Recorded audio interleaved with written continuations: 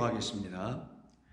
아버지 하나님 은혜를 감사합니다. 오늘도 저희들은 주님의 은혜 안에서 살아가는 복된 주의 백성들 자녀되게 하시는 하나님의 권능과 지혜와 진리와 은혜로 말미암아 은총 입은 사람들로 살아가니 이 세상에서 참으로 저희는 하나님의 생명과 복을 누리며 사는 줄로 믿습니다. 이와 같은 생명을 가지고 복된 삶을 살아가는 주의 신실한 종들 위해 오늘 하루도 그들의 삶을 주관하시는 주님이 계신 것을 믿고 의지하고 살아가고 있사오니 그들에게 허락하신 삶을 헛되지 아니하도록 잘 감당할 수 있도록 주께서 은혜 위에 은혜를 더하여 주시옵소서. 예수님의 이름으로 기도하옵나이다. 아멘. 자, 우리 하나님의 말씀 같이 나누겠습니다. 오늘은 마가복음 15장 1절로 5절입니다. 마가복음 15장 1절 이하 5절의 말씀입니다. 먼저 본문의 말씀을 함께 찾으시고 이 말씀을 같이 읽도록 하겠습니다. 새벽에 대제사장들이 즉시 장로들과 서기관들 곧 온 공회와 더불어 의논하고 예수를 결박하여 끌고 가서 빌라도에게 넘겨주니 빌라도가 묻되 내가 유대인의 왕이냐? 예수께서 대답하여 이르시되 내 말이 옳도다 하시매 대제사장들이 여러 가지로 고발하는지라. 빌라도가 또 물어 이르되 아무 대답도 없느냐? 그들이 얼마나 많은 것으로 너를 고발하는가 보라 하되 예수께서 다시 아무 말씀으로도 대답하지 아니하시니 빌라도가 놀랍게 여기더라. 아멘. 오늘 본문 15장 1절 이하 5절에 있는 말씀 그리고 계속해서 연이어 지고 있는 말씀은 예수님께서 이제는 대제사장들의 손에 넘겨지는 것으로 끝난 것이 아니요 이제 그들이 졸속하게 구성하고 형성한 재판을 통하여 그 공의에서 그들이 자기들 생각으로만 의논하여 결국은 예수를 결박해서 빌라도에게 넘겨주는 것까지 이야기되고 있는 본문이 오늘 본문이라고 보시면 됩니다. 그때 이들은 빌라도라는 당시에 시저의 대리인이라고 할 수 있죠. 로마 황제의 대리인으로 총독으로 가버너로 이 예루살렘이라는 시리아 지역에 와서 치리하고 있는 이 사람 빌라도에게 데리고 갔던 이 대제사장들과 서기관들 장로들과 온 공회 70인들의 생각은 무엇이었냐면 이 예수님을 빌라도의 손에 넘겨서 그를 죽여야 되겠다, 제거해야 되겠다라는 최종적인 결의를 이들이 만들어 냈기 때문이죠. 그래서 그들은 그런 결의안에 따라서 자기들의 계획과 자기들의 생각에 따라서 예수님을 지금 빌라도에게 끌고 가고 있는 것입니다. 그런데 빌라도는 세상 법정에서의 치리자며 세상 법정에서 그 로마의 법을 가지고 사람들의 죄를 판가름하는 심판자이기 때문에 이것을 익히 잘 알고 있는 이 대제사장들과 그와 함께 지금 협력하고 있는 그 협력자들이죠. 이들은 빌라도에게 빈손으로 갈 수가 없어서 예수님을 그들에게 넘겨줄 때 거기에 합당한 고소장을 쓰게 됩니다. 고소장 없는 고발은 있을 수가 없잖아요. 저는 이와 같은 죄를 진 사람이라 라는 그 죄목을 쭉 나열하여 그 고소장을 기록하여 그것을 들고 지금 빌라도에게 가고 있는 것입니다. 그런데 오늘 본문 2절에 보면은 그 고소장 안에 아주 중요한 것으로 가장 첫 번째 고소의 내용으로 그들이 고소하는 것이 무엇이냐면 예수님이 유대인의 왕이기 때문이라는 것이에요. 저는 유대인의 왕이 아님에도 불구하고 자칭 유대인의 왕이며 또한 사칭 유대인의 왕이라고도 할 수도 있다고 그들은 생각하여 예수님을 그렇게 고발하고 있었던 것입니다. 그 말은 곧 우리 대제사장들과 그리고 우리 장로 그리고 우리 유대인의 의결기구인 율법기관으로서의 의결기구인 이 공회 사내들인 공회에서 저 사람 예수를 우리가 유대인의 우리의 왕으로 추대한 적도 없고 그렇게 우리가 저를 세워 옹립한 적도 없는데 저는 스스로 자칭 유대인의 왕이라고 하는 사람이니 당신 생각해 보시오 빌라도. 우리가 로마 시저의 치리 식민지 아래에 있는데 그럼 그 식민지 아래에서 로마 시저의 그 황제의 그가 보낸 왕들은 있을 수 있으나 저 예수는 그런 왕이 아니지 않소. 그러니 저는 이미 로마 법에도 저촉될 뿐만 아니라 저것은 이미 로마의 황제인 그 시저를 거역하고 반역하는 반역적 행위와 크게 다를 바가 없는 것이요 라는 그런 자기들 나름대로의 어떤 생각 끝에 예수님을 유대인의 왕이라는 죄목으로 고소하게 됐던 것입니다. 유대인의 왕 됐다라는 것에 있어서는 굳이 크게 문제될 것이 사실상 없음에도 불구하고 이들은 그걸 정략적으로 정치적으로 이용하고 사용하여 빌라도에게 끌고 가게 됐던 것입니다. 그래서 43절에 보면은 대제사장들이 여러 가지로 고발하는지라, 즉 2절에 있는 유대인의 왕이라는 그 말이 사실은 가장 큰 고소의 내용, 즉 고소장 내용장에 있는 내용이었으며 나머지 또 여러 가지 자질구질한 그런 고발 내용들을 함께 더불어 기입하여 그걸 가지고 빌라도에게 갔다라는 거예요. 그러니 빌라도는 그 대제사장들이 가지고 온 그 고소장을 읽어봤겠죠. 읽어보니 유대인의 왕이라고 맨 앞에 딱 써 있는 거죠. 나머지는 이렇게 크게 뭐 중요한 것도 아닌 뭐 이런 것을 했다, 뭐 저런 것을 했다, 이런 등등의 것일 테니까요. 그래서 빌라도가 예수님을 결박된 상태에서 끌려온 예수님에게 물어보게 됩니다. 여기 고소장이 이렇게 써여 있는데 그렇다면 정말 내가 유대인의 왕이냐라고 예수님께 빌라도가 묻게 됩니다. 그때 예수님께서 대답하여 이르시기를 내 말이 옳도다. 원래 원문은 내가 그렇게 말하였도다 이런 말이거든요. 내가 그렇게 말한 그대로 나는 유대인의 왕이다라는 것을 직간접적으로 말씀하신 것이죠. 물론 유대인의 왕 헤롯이라는 왕, 이런 왕은 우리 주님은 아니십니다. 그럼에도 불구하고 유대인에게 보내심을 받은 하늘의 왕으로 이 땅에 오셨다라는, 온 세상을 구원하시기 위해서 만왕의 왕으로 오셨다라는 그러한 왕인 것이죠. 즉 유다라는 야곱의 12아들 중에 유다를 통하여 그리스도가 나게 되는데 그런 그리스도를 낳은 유다의 왕 된다라는 거예요. 그러면 유다는 그리스도를 낳은 자요, 예수 그리스도를 생명의 주를 낳고 날려면 잉태하고 잉태하려면 그가 누군지를 알게 되는 그런 유다로 말미암아 갖게 된 그 아들을 그리스도라고 하는 겁니다. 저와 여러분들은 그래서 그리스도를 그렇게 잉태하는 유다와 같게 될 때 그런 유다들을 위한 왕이 유다인의 왕, 유대인의 왕이라는 뜻이에요. 단순히 그 유대 땅의 왕이거나 유대 민족의 왕이라는 말이 아니라 그리스도 예수를 영접한, 다른 말로 하면 성경적으로 표현하면 그 신랑 예수 그리스도라는 하나님께서 약속해 놓으신 약속의 씨를 잉태한 그런 유다는 그에게는 왕이 있을 것이다. 왕이 오게 될 것이다. 그 왕을 누구로 하냐? 그리스도 예수 진리의 왕이다 라고 하는 거예요.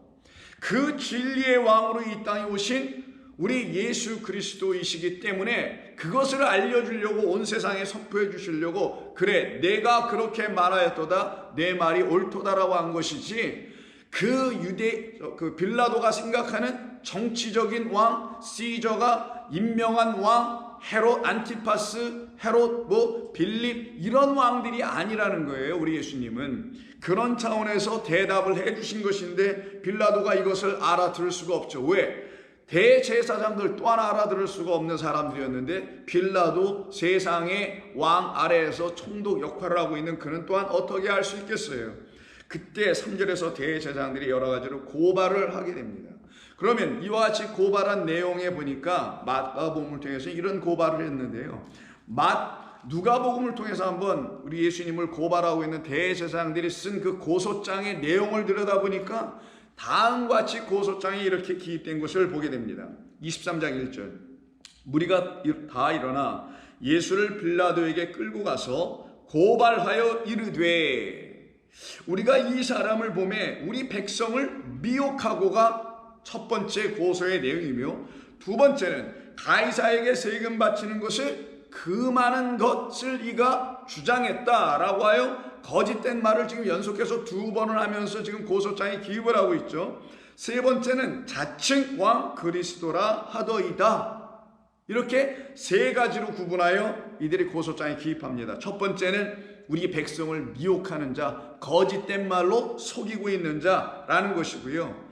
또한 가이사에게 세금 바치는 것을 금하게 한 자다. 가이사의 것은 가이사에게, 하나님의 것은 하나님에게라는 그 말을 이들은 또 다르게 자기들의 그 나름대로 이 말을, 예수님을 고소할 조건으로 이걸 다시 각색하고 이것을 뒤틀고 변곡시켜가지고 이들이 이렇게 고소장에 기입을 하게 됩니다. 이런 일도 있지 아니었죠. 세 번째는 자칭 왕 그리스도다라고 하더이다 하니 빌라도가 앞에 있는 2개의 고소 내용은, 고소장에 기입된 그 내용, 백성을 미혹한다, 가이사에게 세금을 바치는 것을 금하게 한다는 건, 이런 건 들어보지도 않고 세 번째 것만 물어봅니다. 빌라도가 예수께 물어 이르되 내가 그러면 유대인의 왕이냐?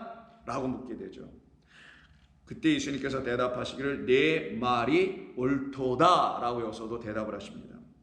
이때 이들이 지금 제시하는 세금 바치는 것, 가이사에게 세금 바치는 것을 금하며 백성을 미혹한다, 선동한다, 이런 말이거든요. 이때 이들이 지금 그 고소장에 썼던 그 백성을 미혹한다는 것은 백성들을 미혹하여 로마 정부를 대항하게 하는 선동자 내지 자칭 메시아. 그래서 예수님 이전에 수많은 메시아라는 존재들이 등장을 해가지고 내가 메시아야, 내가 지금 우리 이 로마 식민지 치하에서 어려움을 당하고 있는, 압박과 억압을 당하고 있는 우리 백성과 민족을 내가 구속하고 구출해내고 구원해낼 거야라는 이런 이상한 메시아들이, 정치적인 소위 그런 자들이 많이 등장을 했거든요.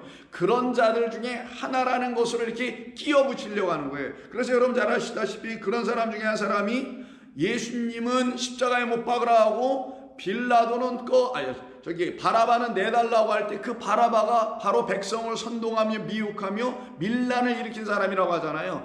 바로 그런 차원에서 예수님을 엮고 마치 바라바와 같은 존재로 엮으려고 이들이 했던 것이며, 더군다나 세금 바치는 것을 금한다는 것은 이건 시저에게 정면 도전하겠다는 것을 말하는 거거든요. 그래서 시저를 정면 도전하고 반역하는 행위를 하는 그런 시저가 또한 세우지도 않고 임명하지도 않은, 그러기에 자칭 왕 그리스도라는 사람을 우리가 이렇게 잡아왔어. 당신들은 이런 사람 잡지도 못하고 있는데 우리가 그래서 대신 잡아왔으니 사실 우리에게 상을 줘야 될 일이요 라고 떳떳하고 아주 자신 있게 이렇게 빌라도에게 끌고 와 그 고소장을 들이내민 것입니다. 그때 이 빌라도가 또다시 내가 그럼 유대인의 왕이냐고 묻게 됩니다. 그런데 빌라도가 쭉 들어보니까 크게 뭐 잘못한 것이 없는 것 같아 보여요. 그리고 이 예수님이 좀 출신이 어딘가 봤더니 저 북쪽 지역 유대 땅을 넘어서 있는 바로 갈릴리 지역에서 왔다는 것을 알게 됩니다. 자, 5절 무리가 더 강하게 말하되 그가 온 유대에서 가르치고 갈릴리에서부터 시작하여 여기까지 와서 백성을 소동하게 하였다라는 말을 이 고소하는 사람들이 막 얘기하니 빌라도가 가만 들어보니 이가 유대 사람이 아니라 저 갈릴리 북쪽에서 온 사람이라 라고 하여 빌라도가 묻습니다. 6절 빌라도가 예수님께 묻습니다. 그가 갈릴리 사람이냐? 그랬더니 헤롯의 관할에 속한 줄을 알고 헤롯에게 보내니 그때 헤롯은 예루살렘에 와 있더라. 헤롯이 지금 북쪽 갈릴리 지역을 통치하고 있는 그가 이 6월절 무교절을 지키려고 지금 예루살렘에 내려와 있는 것을 빌라도가 다 알고 있었거든요. 그래서 빌라도가 이걸 아무리 봐도 내가 지금 처리해야 될 문제가 아닌 걸 알았어요. 이건 종교적인 문제, 유대인 자기들의 문제, 율법과 관련된 문제, 그들이 말하는 그 율법에 기록된 어떤 왕에 대한 이야기. 그래서 이거는 형사적인 문제도 아니요 민사적인 문제도 아무것도 아닌 것을 알고 헤롯에게 이렇게 넘겨 보내줍니다. 8절 헤롯이 예수를 보고 매우 기뻐하니 이는 그의 소문을 들었으므로 보고자 한지 오래였고 또한 무엇이나 이적 행하심을 볼까 바랐던 연고더라. 여러 가지 말로 물으나 아무 대답도 하지 아니하시죠. 예수님은 대제사장들과 서기관들이 서서 힘써 이 앞에서도 헤롯 앞에서도 고발을 하네요. 헤롯이 그 군인들과 함께 예수를 업신여기며 희롱하고 빛난 옷을 입혀 빌라도에게 다시 토로 보내버립니다. 이때 헤롯이 여기서 등장하는데 이 헤롯은 사실 명실상부한 바로 그 시저 로마의 황제가 임명한 그 유대인의 왕, 저 북쪽 지역을 담당하고 있는 왕이었었습니다. 그래서 헤롯이 여기서 등장을 하는 거예요. 진짜 왕이 누군지를 알려주게 하려고 성경은 이 헤롯이라는 거짓된 왕을 이 가운데 예수님 앞에 세워놓게 했던 것이지, 예수님이 그 헤롯 앞에 세워지게 된 게 아니었던 것입니다. 이때 헤롯과 빌라도가 전에는 원수였으나 당일에는 서로 친구가 되니라 라고 하며, 헤롯은 이와 같이 예수님을 업신여기며 그리고 예수님을 그 대제사장들과 함께 오히려 고발하여 제거하려고 했던 그런 일을 함께 도모하게 됩니다. 왜 그러겠어요? 그 예수님을 수많은 사람들이 추종하고 따라오기 때문에 저를 제거해야 되는 것이 본인의 정치적 입지를 세워나 그런데 아주 중요한 결정이 아닐 수가 없었기 때문이었겠죠. 바로 이와 같이 예수님은 이들의 손에 의해서 빌라도에게 넘겨줄 때 그냥 넘겨진 게 아니라 아주 이렇게 세부적인 고소의 내용, 고소장을 이들이 써서 빌라도에게 가져가게 됐던 겁니다. 오늘 본문 다시 돌아가셔서 마가복음 15장 4절을 보니 예수님께서 아무 대답도 하지 아니하시잖아요. 그때 빌라도가 또 묻습니다. 4절, 빌라도가 또 물어 이르되 아무 대답도 없느냐? 그들이 얼마나 많은 것으로 너를 고발하는가 보라 라고 합니다. 얼마나 많은 것으로 너를 고발하는데 너는 왜 너 스스로 자신을 변명하려고 하지 않느냐라고 묻고 있는 거죠. 이 말은 어떻게 보면 빌라도가 좀 예수님을 도와줄까 하는 마음을 좀 갖고 있다고도 볼 수 있습니다. 그때 예수님께서 다시 아무 말씀으로도 대답하지 아니하시니 빌라도가 놀랍게 여기더라. 빌라도를 놀랍게 하게 하신 예수님의 이 무응답, 대답 없으심, 말을 하지 아니하심, 당신 자신을 고발하는 자들 앞에서 변명하지 아니하심, 변명할 이유조차가 전혀 없으셨던 이유는 무엇이었을까? 왜 예수님은 당신을 변명하지 않으신 이유가 무엇이었을까요? 여러분들은 어떻게 생각하십니까? 예수님께서 이 당신을 고발하는 자들 앞에서 그들을 오히려 고발하시고도 남으실 분이었음에도 불구하고 왜 그들을 고발하지 않았을까요? 예수님은 말씀이 육신이 되어 오신 말씀이라는 하나님으로 오신 것인데 왜 그 하나님이라는 말씀 그분께서 왜 육으로 있는 이 인간 피조물들을 오히려 고발하실 수 있는 그분이 왜 이렇게 고발하지 아니하시고 오히려 고발을 당하시는 가운데서조차도 아무 말도 하지 아니하신 이유가 무엇이며 오직 대답한 것은 아버지 하나님의 뜻대로 나는 유대인의 왕, 유대 민족이라는 그 유대인들의 왕이 아니요 이 땅에 그리스도를 잉태하여 그리스도를 다시 낳고 해산하여 그 아들 낳은 그 기쁨을 얻게 되는 그 모든 사람들의 나는 왕이다. 나는 그들을 내 나라 내 백성이라고 하며 그들은 또 나를 그 자기들의 나라의 왕, 자기들을 하나님의 나라로 만들어내신 분은 나 예수 그리스도 바로 당신이요 라고 하여 나를 왕으로 삼을 나는 그런 자들에게만 나는 왕이라는 사실을 말씀하신 그 외에는 다른 아무 말도 하시지 않았고, 아무리 빌라도가 또다시 묻고 너를 변명해보라 했지만 예수님께서 대답하지 아니하신 이유는 뭘까요? 그 이유는 이것 때문에 그렇습니다. 이미 이들은 이 예루살렘 성전 안에 있는 대제사장, 장로, 서기관, 공회, 그리고 거기는 예루살렘 성전이요 종교의 중심지요라고 볼 수 있고, 또 다른 측면에서는 세상의 나라를 축소하고 하나의 샘플로 보여주고 있는 것이 빌라도의 법정 아닙니까?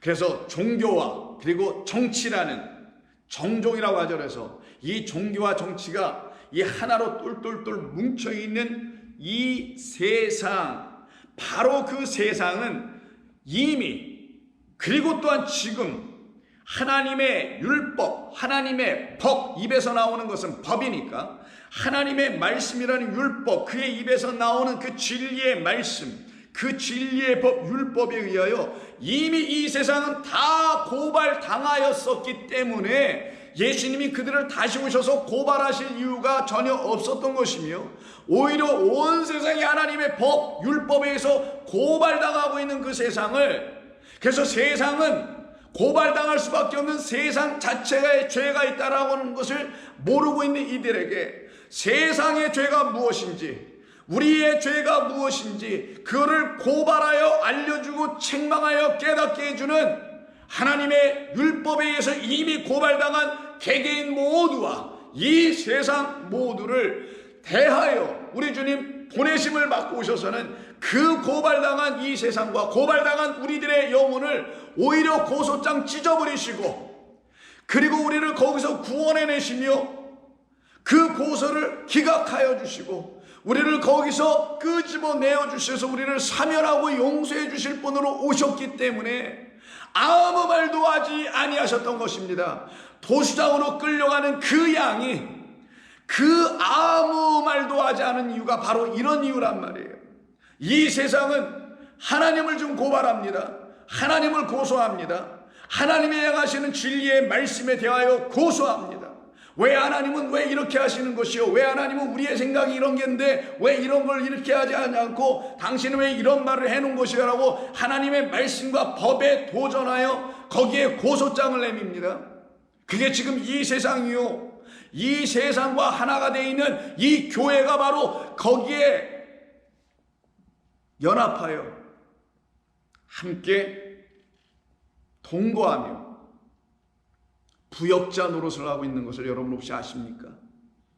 하나님의 말씀과 법은 변개할 수 없으며 1.1획도 바꿀 수 없는데 인간이 교회라는 걸 만들고 성전이라는 걸 만들어 놓고는 자기들의 생각으로 하나님의 말씀이라는 율법을 다시 고쳐 뜯어 고쳐 쓴 것을 사람의 계명, 장로들의 유전, 전통이요, 지금 이 시대에 우리가 알아들을 수 있는 말로 다시 바꿔 여러분들에게 말씀드린다면 각 교단마다, 교회들마다 갖고 있는 교단법, 교회법, 성전법, 무슨 법들이 UMC는 Book of Discipline이라고 하는데, 교리와 장정, 이와 같은 따위의 것들이 하나님의 말씀을 도전하여 하나님의 말씀이 이 시대에 이런 뜻으로 전해져야 되지, 이 시대에 이런 뜻으로 이해되어야 되지 라고 하며 그 말씀 자체를 뒤집고 왜곡하는 일들을 조금도 망설임 없이 서슴없이 자행하고 저지르고 있는 것이 바로 이 세상 나라가 갖고 있는 법인 겁니다.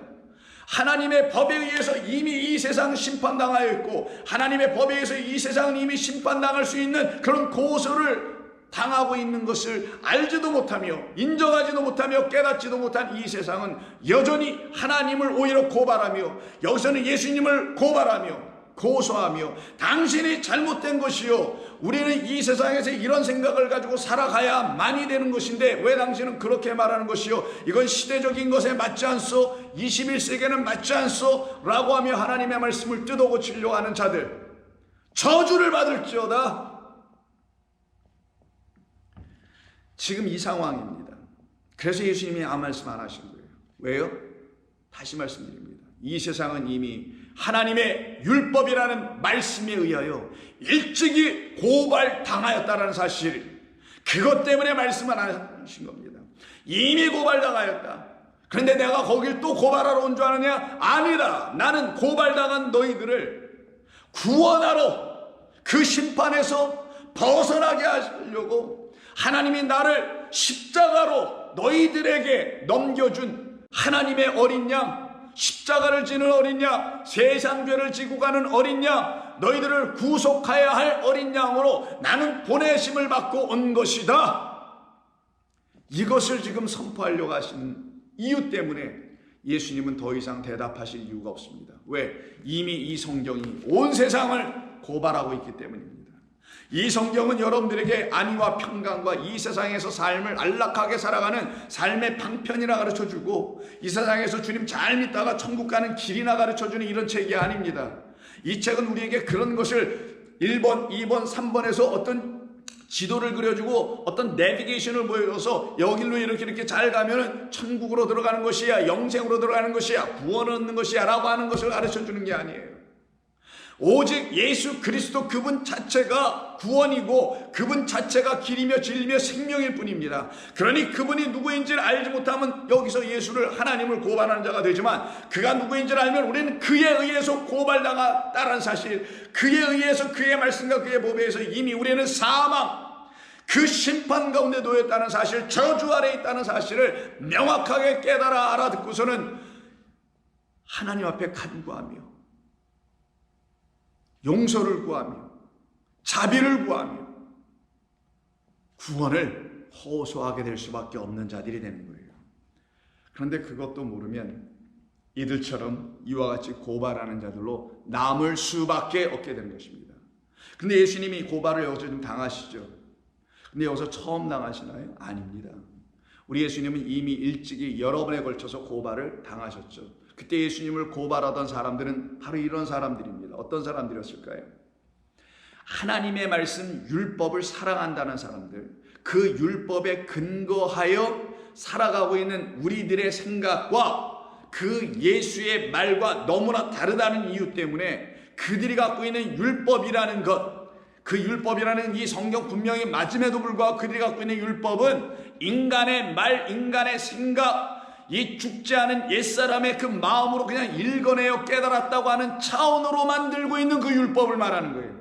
그 율법, 그 성경으로 예수님을 이미 일찍이 그의 공생의 사역기간 중에 예수님이 행하는 모든 표적과 말씀을 시비 걸고 책 잡는 일들이 수없이 있었으면 여러분은 복음서를 통하여 익히 읽어보셨을 것이며 들어보셨을 것 아니겠습니까? 그래서 예수님이 일찍이 고발당합니다. 무엇에 의해서요? 아이러니하게 율법에 의해서 고발당하는데, 율법에 의해서 고발당할 때 그들이 갖고 있는 율법은 우리 주님께서 갖고 계신 율법과 글자는 똑같지만 우리 예수님께서 말씀하신 그 말씀이 아닌 인간 육이 말하고 있는, 혈과 육이 말할 수밖에 없는 그 정도의 말만 갖고 있는 그런 율법이었다라는 거예요. 그래서 여기서 고발하다는 단어가 카테고레오라고 합니다. 카테고레오, 영어에 이런 말 아세요? 카테고리 들어보셨죠? 여기서 발음하는 category라고 하잖아요. 카테고리란 말이 있죠. 그래서 어떤 카테고리를 가지고 어떤 윤곽, 어떤 틀, 어떤 규격, 그래서 이런 카테고리 안에 들어올 수 있는 거야. 이런 카테고리, 이런 기준 안에 이런 말을 쓸 때 쓰는 걸 카테고리라고 하지 않습니까? 이런 기준, 이런 법, 이런 생각, 우리의 카테고리 안에 저 사람이 들어올 수 있을까? 우리의 카테고리 안에 저의 사상이 맞을 수 있을까? 그런 것을 다 카테고리라고 하죠. 그 카테고리라는 단어가 이 카테고레오라는 헬라어에서 나오는 겁니다. 그럼 카테고레오는 뭐겠어요? 바로 고발한다는 말인데, 고발이라는 건 뭐겠어요? 자기들이 만들어놓은 틀, 이런 박스, 이런 기준, 그거에 의해서 그것으로 판단하고, 그것으로 정죄하고, 그것으로 고발하고, 그것으로 심판하고, 그것으로 사형까지 이루어내는 자들, 이런 자들의 삶을 고발하는 자라고 하는 거예요. 그게 카테고레오라고 합니다. 그러면 예수님은 그런 그들의 의해서, 그들이 갖고 있는 카테고리에 의해서 하나님의 말씀 율법을 자기들의 편향과 자기들이 원하는 어떤 모양새로 뒤틀어 왜곡시켜, 변곡시켜, 변질시켜, 변형시켜서 갖고 있는 걸 카테고리, 그들의 카테고리라고 하는 겁니다. 마가복음 3장을 한번 보세요. 예수님께서 한 회당에 들어가셔서 한쪽 손 마른 사람을 고치시는 이야기였는데, 하필이면 이때가 안식일이었습니다. 안식일날 이들의 법은 뭐예요? 율법은 안식일날 일하지 말라 이렇게 써 있습니다. 일하면 죽는다 이렇게 써 있어요. 근데 그들은 그 말을 가지고 안식일날 몸으로 나가서 일하면 안 되는 것으로 알고 있었죠. 그게 그들의 생각, 인간의 생각, 사람의 판단이었죠. 근데 예수님, 하나님께서 안식일에 일하지 말라라는 말씀은 어떤 의미입니까? 여러분들에겐 안식일법, 그 제4계명이나 안식일법이 여러분들이 어떻게 들려야 됩니까? 안식일에는 내가 일하는 거야. 너희들에게 안식의 주인인 내가 일함으로 안식 없는 너희에게 안식의 주인인 내가 주인 되어 들어갈 거야. 그러면 안식일의 주인인 우리 하나님께서 우리에게 큐리어스, 주가 되시면 우리는 뭘 취해요? 안식을 갖게 되며 안식을 누리게 되며 안식하게 되는 거예요. 그거를 일곱째 날의 안식, 창조의 완성, 우리 안에 하나님께서 당신으로, 당신 그 주인, 우리의 머리 되신 당신으로 우리를 안식하게 하시는 진리의 말씀을, 일곱 말씀을, 창조의 말씀을, 새하늘과 새 땅을 열어주는 말씀을 다시 넣어줄 때 우리는 안식하게 된다는 건데, 이렇게 깨닫지 아니하고 안식일날은 그냥 일하지 않는 거, 주일 성수하고 교회 꼭 나와야 하는 거, 이런 것으로만 가르치고 말았으니 그게 무슨 신앙이겠냐고요. 그게 무슨 신앙이겠냐고요. 그래서 예수님께서 3장 1절에서 예수께서 다시 회당에 들어가시니 한쪽 손 마른 사람이 거기 있는지라. 사람들이 예수를 고발하려 하여 안식일에 그 사람을 고치시는가 주시하고 있어요. 오늘 또 안식일인데 저 사람이 있네. 분명히 예수라는 저 청년이 저 손 마른 사람을 고쳐줄지 몰라. 그래서 고쳐주는지 안 고쳐주는지 주시했던 이유는 그 표적의 뜻이 무엇인지, 왜 한쪽 손 마른 사람을 왜 예수님이 고쳐주러 오셨는지, 그 표적, 그 기적을 통하여 표적이 나오고 표적을 통하여 증거가 있어야 되는데 이것에는 주시하지 않아요. 거기에는 주목하지 못하고, 왜? 그런 눈이 없으니까. 그런 눈이 없고 죄가 동태눈만 갖고 있어가지고 예수님이 하고 있는 일이 어떤 일인지를 알려고 하는 게 아니라 그가 하는 일을 안식일 자기들의 인간법에 의해서 책잡기나 하고 고발할 조건이나 찾아보려고 하는 이들. 그래서 예수를 카타고레오, 고발하려 하여 안식일에 그 사람을 고쳐주시는가 주시하고 있거늘 다 아신 우리 주님께서 그 손 마른 사람에게 이르시되 한가운데 일어서라 하시고 그들에게 이르시되 안식일에 그 사람은 세워만 놓습니다. 그리고 이 말을 들어야 될 사람은 그 나머지 사람, 고발하고 있는 자들, 안식일에 선을 행하는 것과 악을 행하는 것, 생명을 구하는 것과 죽이는 것, 어느 것이 옳으냐? 어느 것이 옳으냐? 누구든지 후자라고 얘기하겠죠. 선을 행하는 것이며 생명을 구하는 것이라고 분명히 대답할 겁니다. 근데 그들은 말을 안 해요. 다 잠잠하거늘 그들의 마음이 완악함을 탄식하사. 왜? 대답을 이렇게 해야 되잖아요. 후자로 다 대답해야 되잖아요. 안식일은요, 선을 행하는 일이 있어야 됩니다. 안식일에는요, 그리고 생명을 구하는 일이 반드시 이날 일어나야 합니다. 이렇게 대답을 왜 못하겠어요? 손 마른 자가 거기 안식일에 여전히 있도록 만드는 자들이기 때문에 자기 자신들이 저 손 마른 사람을 계속 손 마르도록 이 안식일에 계속 손 마른 자가 되도록 만들어 놓은 자기들이 바로 어떤 자들, 악행하는 자들, 바로 자기들이 생명을 구하는 것이 아니라 생명을 죽이는 자들이라는 것을 스스로 알았기 때문에 대답을 하지 않고 있네, 시인하지 않고 있네, 인정하지 않고 있네. 그들을 놓고 마음이 완악한 자, 돌이킬 수 있는 회개의 기회를 줬는데 회개하지 아니하는 자, 이들을 향하여 우리 주님께서 말씀하십니다. 안식일에 선을 행하는 것과 악을 행하는 것, 생명을 구하는 것과 죽이는 것, 어떤 것이 옳으냐? 삼척동자도 다 알 수 있는 대답을 단순하게 주신 말이 아닙니다. 세상 사람들은 예, 선을 행하는 거고 생명을 구원하는 것이겠죠. 그럼 안식일에 어떻게 생명이 구원되는지, 안식일에 행해야 한다는 선은 무엇인지 이 세상 사람들의 생각으로 이걸 이해할 수 있을까요? 아니죠. 안식일에는 보기에 좋았더라. 일곱째 날은 완성의 날. 첫째 날부터 빛이 있으라 보기에 좋았더라. 뭐 있으라 다 보기에 좋았더라. 보기에 좋았더라가 완전히 다 완성되는 날, 이 날이 언제라고요? 그게 선, 보기에 좋았다라는 토브, 이 말씀을 하시려고 하셨던 것이지, 어디 안식일날 주일날 나가서 누구에게 선한 일하고 선한 사업을 하고 선행한 일을 해서 이런 일 하라고 안식일을 주신 거라고요? No, 그런 거 아닙니다. 안식일은 마지막 일곱째 날, 창세기를 그래서 잘 보시라는 거예요. 마지막 일곱째 날은 창조가 완성된 날. 그럼 그날 뭐라고 하신다고요? 안식이 되죠. 안식이 된다라는 걸 뭐 하시는 날이라고요? 선을 행하는 날. 근데 그 선이 히브리어는 토브, 보기에 좋았더라. 저와 여러분에게 하나님이, 안식의 주인 되신 하나님께서 우리에게 오셔서 보기에 좋았더라고 하는 생명 주시는 구원의 역사를 일으켜 주실 때야만이 우리는 다시 지어진 것이며 그것을 놓고 보기에 좋았다라고 말씀하는 그런 선을 행하는 것이지, 세상 사람들이 말하는 그런 선한 행위를, 선행상 받는 그런 행함을 얘기하는 게 아니란 말이에요. 어느 것이 옳으냐 하니 그들이 잠잠하거늘 그들의 마음이 완악함을 탄식하사 노하심으로 그들을 둘러보시고 그 사람에게 이르시되 내 손을 내밀라. 그때 그 손이 어때요? 다 비틀어 말라진 손이에요. 내 오른팔이 범죄하면 잘라버려라. 내 오른발이 범죄하면 잘라버려라. 내 오른눈이 범죄하면 빼내버려라.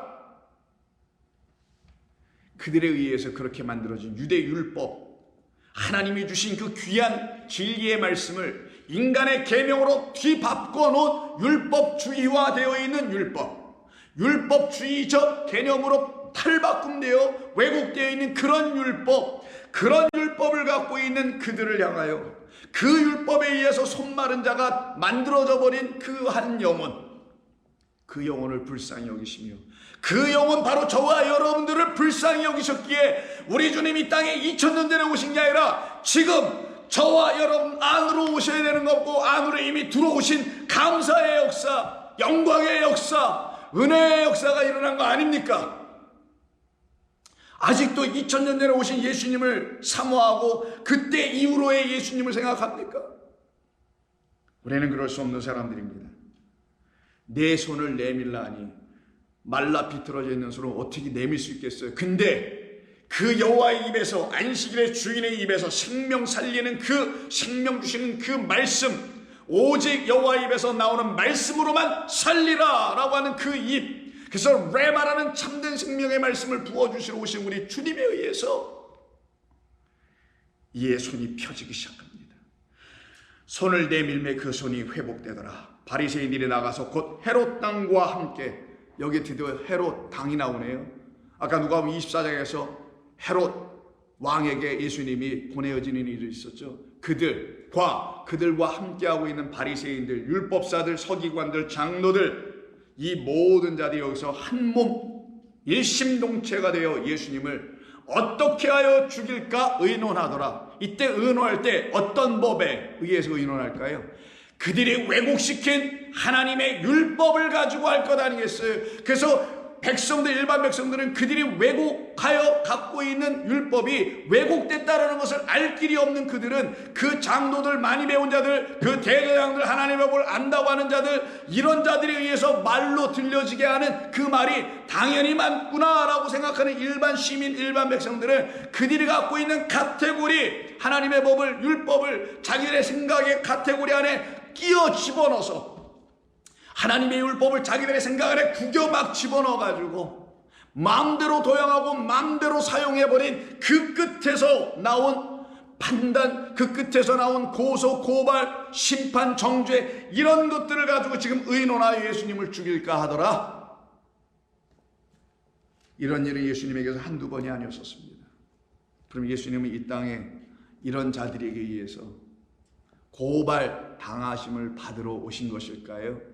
아니면 이렇게 고발하고 있는 이들이 이미 하나님의 법에 의해서 이미 일찍이 고발당했다는 것을 알려주시러 오신 것일까요? 온 세상은 세상의 죄, 각각 모든 인간들이 갖고 있는 하나님 앞에서의 대적함이라는 그 죄, 자기의 생각, 육신의 삶을 도모하기 위해서 얼마든지 하나님의 말씀을 변곡하고 왜곡시킬 수 있는 이 세상화되어 있는 교회와 교단들, 그 중에 UMC도 하나이고, 그런 모든 것들, 그 고발당하고 있는 그들, 그러나 그들을 용서하시고 그들에게 하나님의 자비와 은혜의 법을 가르쳐 주셔서 다시 하나님의 은혜와 진리로 그들을 다 살아나게 하려고 한다는, 하시려고 하셨다는 창세 이전서부터의 하나님의 영원한 계획, 섭리가 있음을 그들에게 알려주어 그것을 깨닫게 될 때 그 참 하나님, 그래서 하나님은 참이시구나, 하나님은 진리시구나라는 걸 깨닫게 하시기 위해서 이 땅에 보내심을 받고 오신 예수님이 그래서 아무 소리도 하지 아니했던 것입니다. 그래서 여러분 잘 아시는 이사야 53장에서 우리 주님의 그 모습을 이렇게 말씀하고 있는 거 아닙니까? 5절 이하에서 이렇게 말하잖아요. 그가 찔림은 우리의 허물 때문이요 그가 상함은 우리의 죄악 때문이라. 그래서 죄와 허물로 다 죽어있는 우리, 그러나 우리 징계받고 정죄받고 심판받고 영원한 죽음에 넘겨줘도 아무 소리 할 수 없는 그런 영원한 죽음 자체가 있는 것조차도 모르고 살아가고 있었던 무지한 우리들에게, 지금 그것이 뭔지도 모르고 살아가고 있는 무지한 이 세상과 그런 영원한 사망과 죽음을 온전히 가르치지 못하고 있는 거짓된 교회들과 종교와 거짓된 선지자들이 우글거리고 있는 이 세상에 그 세상 죄를 지고 가는 어린 양이 오신 겁니다. 6절 우리는 다 양 같아서 그릇 행하여 각기 제 길로 갔거늘 여호와께서는 우리의 모두의 죄악을 그에게 담당시키셨도다. 그가 곤욕을 당하여 괴로울 때에도 그의 입을 열지 아니하였으며, 그가 거기서 또 여시면 온 세상은 영원히 심판받고 끝난단 말이에요. 온 세상은 구원받을 수 있는 길이 열리지 않는단 말이에요. 이미 심판받은 그들, 그러나 이미 고소당한 그들을 구원하러 오신 우리 주님이시기에 우리 주님은 그들을 향하여 더 이상 고소하지 아니하시고, 아니다, 내가 너희들의 죄를 짊어지고 떠날 것이야. 그것이 아버지가 나를 보낸 이유요, 아버지께서 너희를 사랑하시는 이유요, 그것이 바로 우리를 향한 한량없는 하나님의 사랑이란다라는 것을 가르치는 것입니다. 그래서 오늘 빌라도 그 법정 앞에 끌려오셨던 우리 주님, 아무 말씀으로 대답하지 아니하시고 오직 하나의 대답은 내가 유대인의 왕이란다. 어떤 유대인? 바로 이와 같은 고발당한 상태에 있는 자가 나였다라는 사실을 알고, 그러나 그런 나를 하나님께서 유다로 바꿔주시네. 어떤 유다? 그 요셉을 구덩이에 던지고 죽이려고 했던 그 유다였지만, 예수님을 대제사장들에게 넘겼던 그런 가롯이란 또 다른 또 유다였던 우리들을 하나님께서는 그런 우리들을 불쌍히 여기셔서 더 이상 고소하지 아니하시고, 그런 우리들에게 고소를 취하시킬 수 있는 어린 양 예수라는 그 그리스도를 우리에게 보내주셔서 그가 누구인지 깨달아 알게 될 때, 그를 만나게 되는 모든 영혼들에게는 그를 생명의 주로, 안식의 주인으로 영접하여 그들의 마음의 생명의 씨로 잉태하게 되면 그들이 낳을 자가 유다로부터 그리스도라는 귤을 잡은 아들이 나게 되는 것처럼, 그가 만왕의 왕이요 저와 여러분들의 왕이며 그가 여호와 하나님이신 것입니다. 우리는 그를 통하여 그 만왕의 왕을 만나기 전에는 여호와가 하나님이라는 말 자체를 할 수도 없는 것이며 해서도 아니 되는 것입니다. 그 일을 이루시기 위해서 저와 여러분에게 오신 주님을 찬송합니다. 우리 십자가로 끌려가신 우리 주님은, 그래서 저와 여러분들이 할 수 없는, 어느 누구도 해낼 수 없는 그 죄와 허물을 대신 지시고 우리를 그 흉악한 삶에서 우리를 끝내게 하시고 우리를 거기서 구원해내신 하나님의 어린 양이십니다. 기도하겠습니다. 아버지 고맙습니다. 오늘 우리 주님이 주신 귀한 말씀 통해서 우리의 영혼을 복되게 하시고 살려내신 하나님께 감사와 찬송 돌립니다. 우리 주님, 이 땅에 오셔서 우리 고발당한 자들을 위해서 오셔서 율법에 의해서 이미 고발당하고 있는 것조차도 모르고 있는 우리들을 위해서 오신 우리 주님을 찬송합니다. 우리를 살려내시기 위해서 오신 우리 주님을 찬송합니다. 고백합니다. 당신은 나의 주인이시오, 나에게 안식이라는 영원한 새로운 창조 7째 날의 삶을 통하여 부활의 8째 날을 이후로 살아갈 수 있는 자의 삶을 허락해 주시기 위해서 이 땅에 오신 안식일의 주인이요, 당신만이 당신의 법으로 나를 평안케 하며 안익게 하실 수 있는 유일한 분임을 고백합니다. 모든 성도들에게 이 하늘의 귀하고 놀라운 진리를, 지혜를 깨달아 알아들을 수 있도록 성령을 부어 주시옵소서. 예수님의 이름으로 기도하옵나이다. 아멘.